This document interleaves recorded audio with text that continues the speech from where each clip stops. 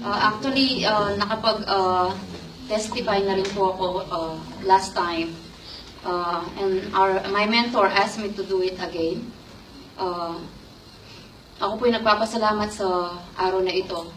Muli magandang hapon po. I am Sister Cindy, a follower of Christ from SSCFM. The first time I've heard a testimony from our visitors with Pastor Arnel about E12 discipleship, nakornihan po ako.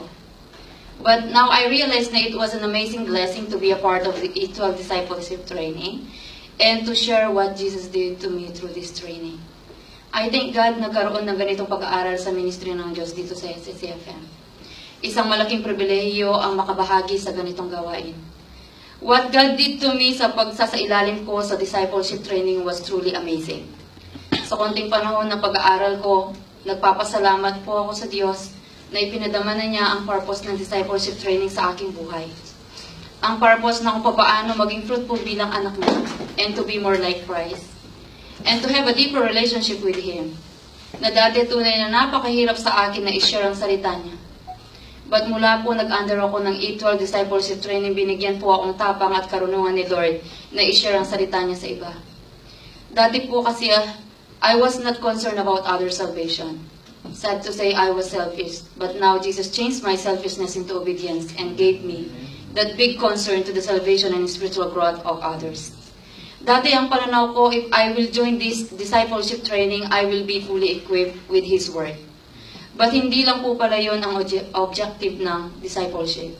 The main objective of discipleship is to be more like Christ, to be a soul winner.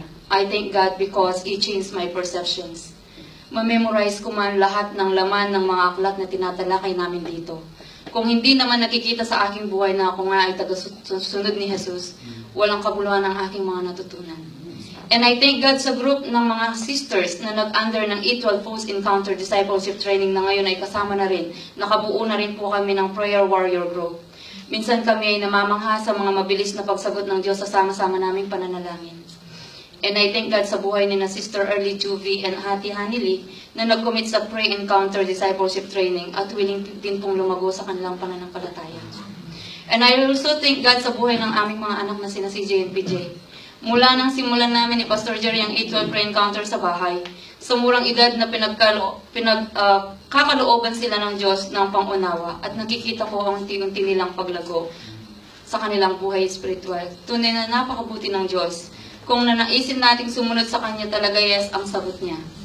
Isuko lang natin ang ating buhay ng may pagpapakumbaba at magkipag-cooperate tayo sa dealing ng Holy Spirit sa ating buhay. Tungkol naman po sa daily devotion at paggawa ng personal journal, ako'y nagpapasalamat sa mga revelations ng ating Diyos sa aking buhay. Kung dati basta na lang ako nagbabasa ng Bible na hindi masyadong nauunawaan at hindi ako nag-journal, now naging mas madaling unawain ang salita ng Diyos.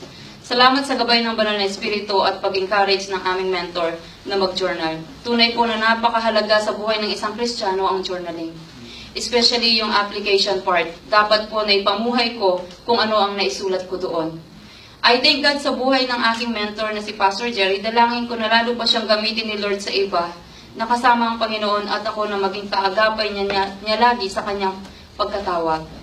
I thank God sa mga bagay na ginawa at gagawin pa ng Diyos sa pagsasailalim ko sa E12 Discipleship Training. Dalayan ko nawa magkaroon po tayong iisang pag-iisip at yun ang lumago sa ating buhay pananampalataya at mamuhay na katulad ni Jesus. Again, I am Sister Cindy, a follower of Christ, who learned how to surrender my weaknesses and worries to our loving God. Maraming salamat po. All the glory and honor belong to our Lord Jesus Christ.